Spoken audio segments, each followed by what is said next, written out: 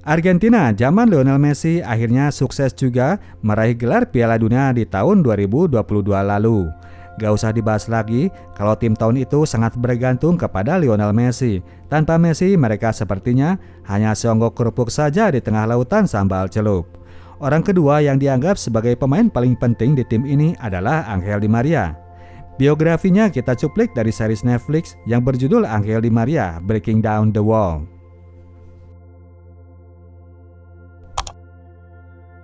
Berbeda dengan background para pesepak bola sukses lainnya yang berasal dari Amerika Latin, Angel Di Maria lahir di sebuah keluarga yang kehidupannya nggak repot-repot amat.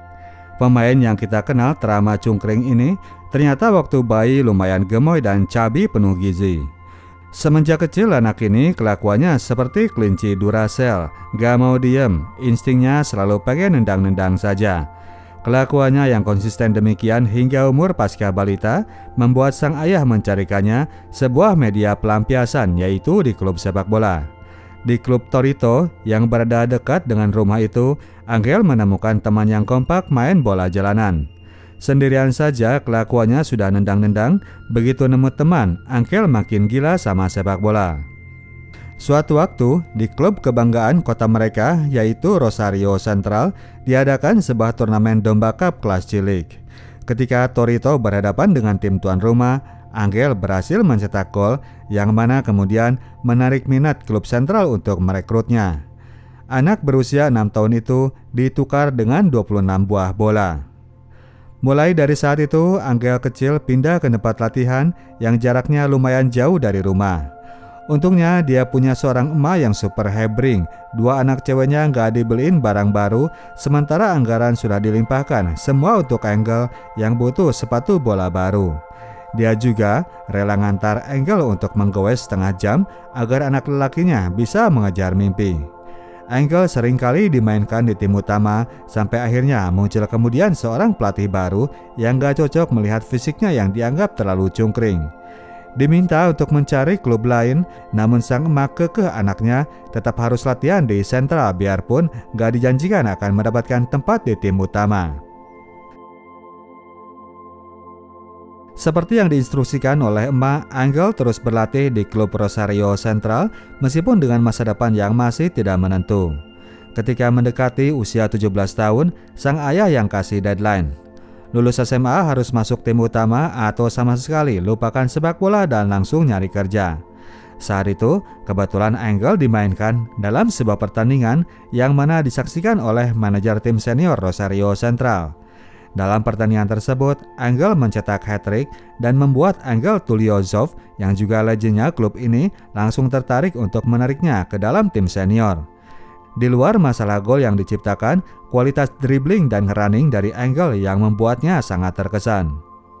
Tanggal 14 Desember 2005, yang mana sudah mencapai pertandingan terakhir di Liga, Rosario berhadapan dengan Independiente.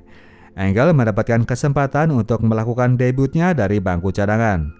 Babak kedua, barulah ia diturunkan untuk berhadapan dengan Kun Aguero muda. Angel Di Maria langsung memberikan dampak instan, dribble dan runningnya yang paten ia tunjukkan di dalam lapangan. Sebuah crossing dari Angel menjadi umpan kunci dari terciptanya gol kemenangan bagi Rosario.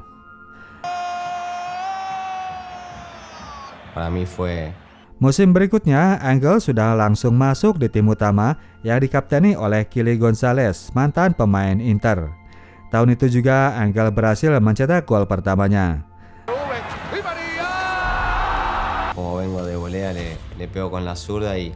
Setelah itu, Wonderkid ini pun mainnya makin pede saja. Tiap waktu progresnya makin bagus biarpun tubuhnya tetap saja cungkring seperti yang dibilang pelatih juniornya di waktu lalu. Kelemahan di bodi yang kurang strong ini ia tutupi dengan kelincahannya dalam hal gocekan. Boy berumur 18 tahun ini makin hari makin jempolan. 2 tahun Angel menjalani kiprahnya di Rosario sampai akhirnya datang tawaran untuk abroad ke Eropa dari klub Benfica. Dengan memboyong seluruh keluarganya, Angel nyebrang ke kota Lisbon untuk menerima tawaran Benfica sebesar $6 juta.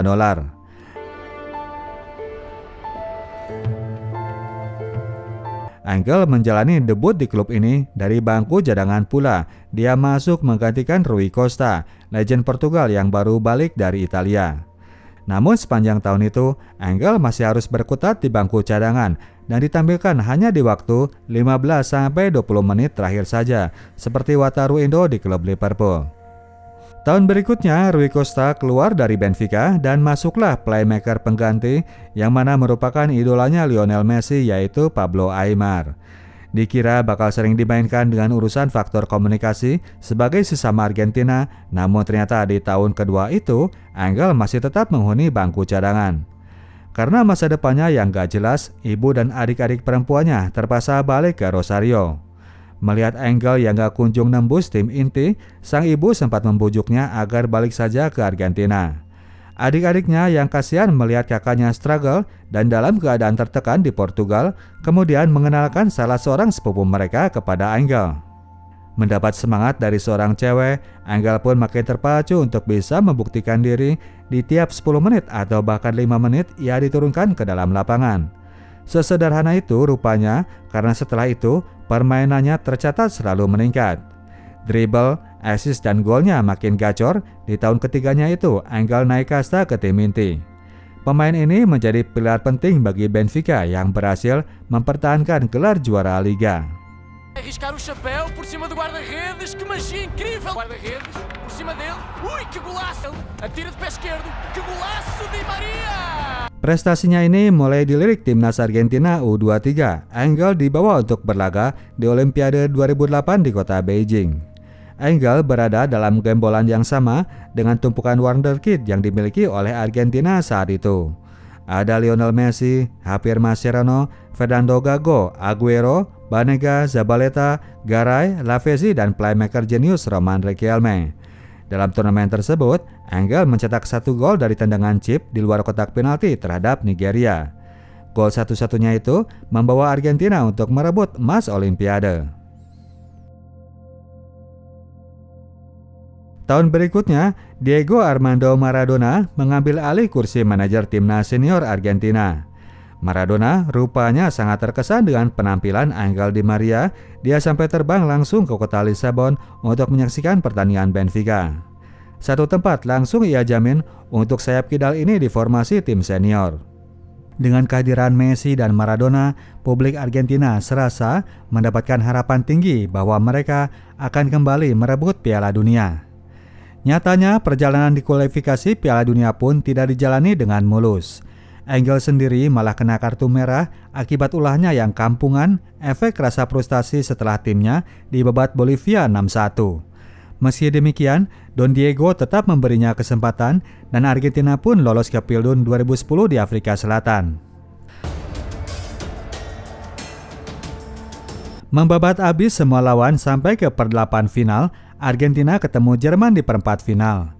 Di sini, tim favorit juara itu malah digebuk Jerman 4-0. Argentina angkat koper duluan dan Maradona resign sebagai pelatih timnas. Namun keterpurukan timnas Argentina tidak berdampak kepada Angel Di Maria karena tahun itu ia malah diboyong Jose Mourinho ke Real Madrid. Tidak seperti awal karir di Benfica yang sempat mandek, di sini Angel Di Maria langsung nyetel dan mengisi tridente serang Real Madrid yang diisi oleh Cristiano Ronaldo dan Karim Benzema. Di tahun pertamanya gabung itu, meskipun Real Madrid gagal meraih juara Liga, namun setidaknya mereka berhasil merebut Copa del Rey yang sudah 18 tahun gagal mereka dapatkan.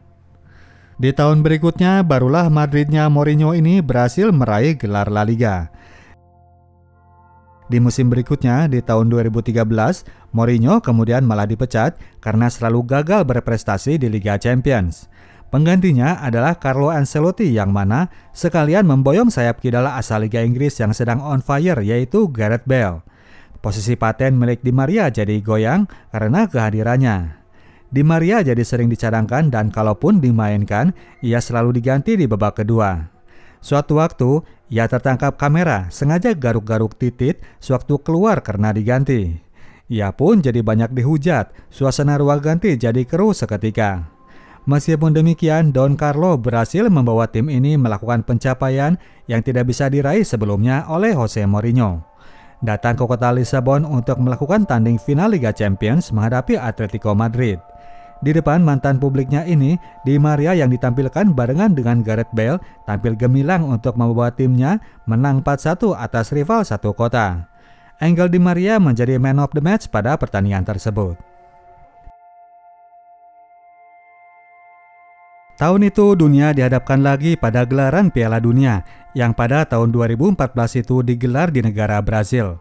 Argentina kembali datang dengan rasa optimisme tinggi karena memiliki sekumpulan pemain yang sedang berada pada peak performanya.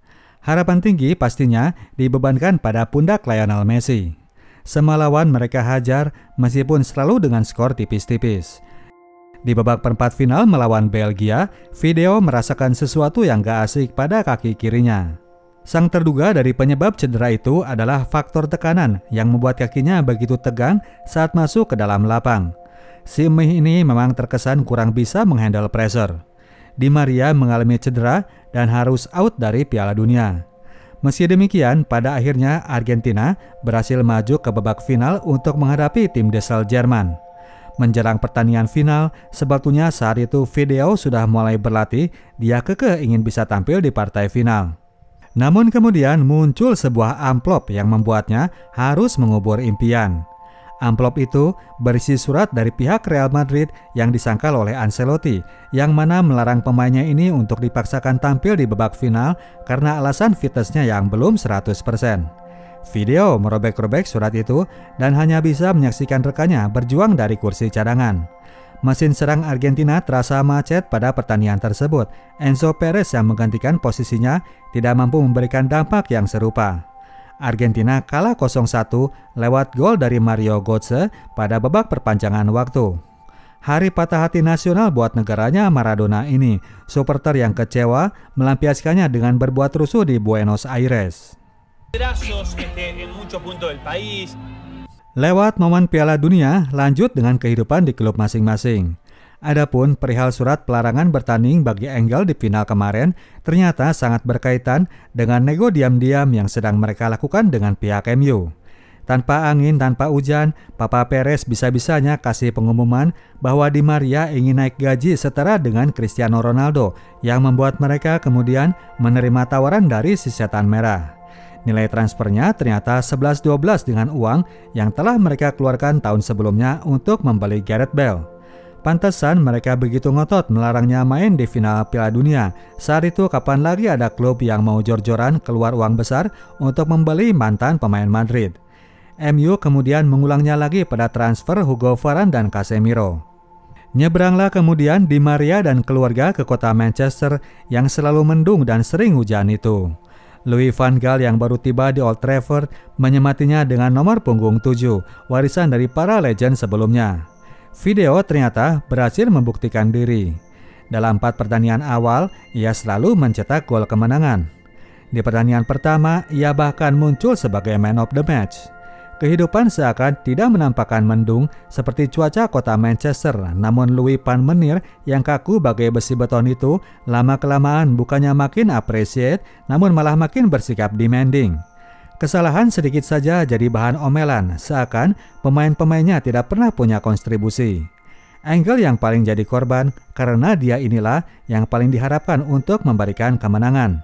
Video jadi kehilangan kepercayaan diri. Ketidaknyamanan di dalam klub ditambah lagi dengan momen horor di dalam rumah. Suatu waktu, saat malam lagi berhujan salju, rumah mereka kedatangan 3 orang asing yang mana mereka ini berniat melakukan perampokan.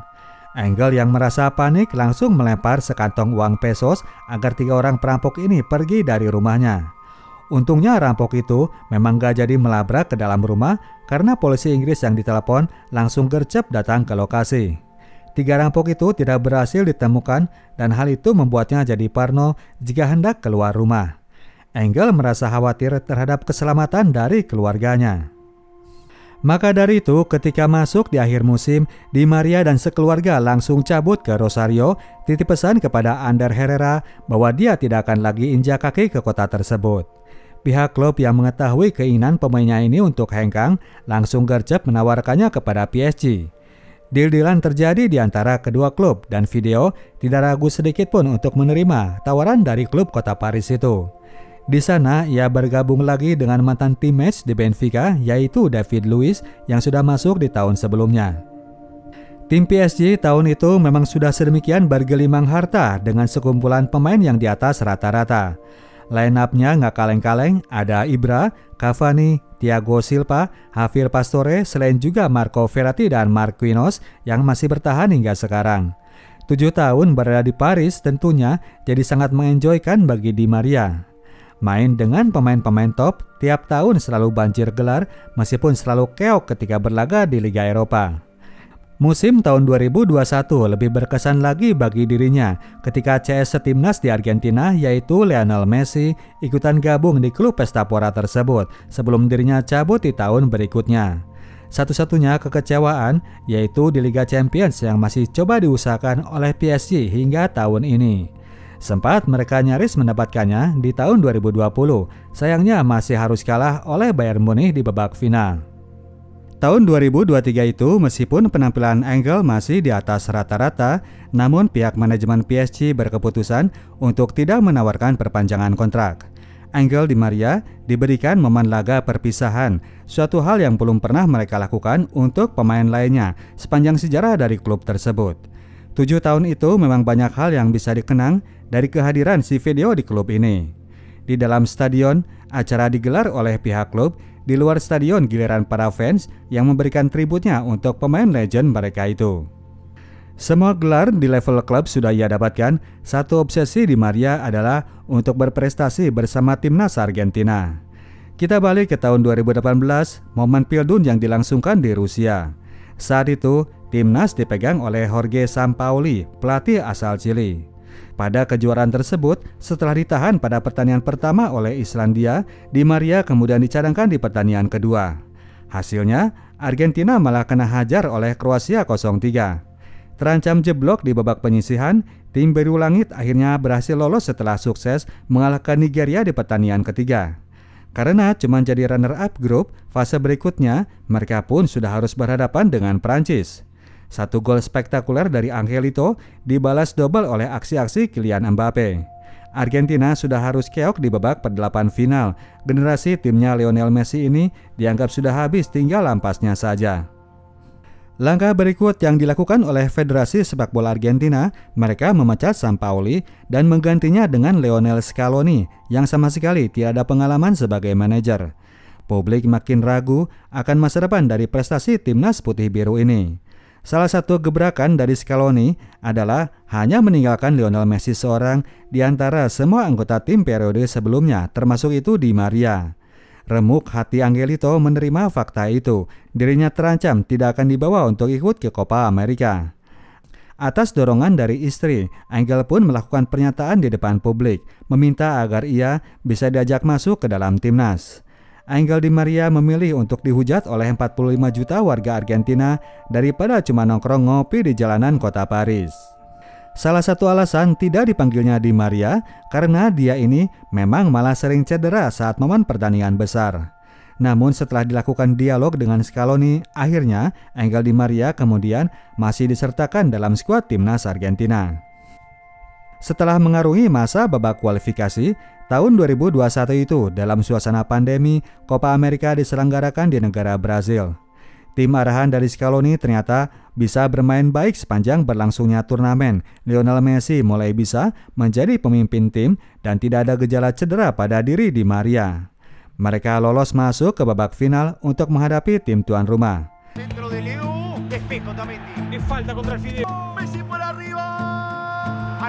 Sebelumnya di tahun 2015, Argentina sempat juga masuk ke babak final.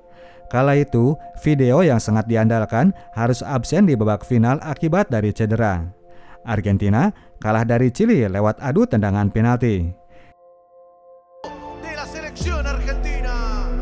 Di Copa America berikutnya di tahun 2016, Di Maria bahkan harus absen sejak pertandingan kedua, juga karena cedera.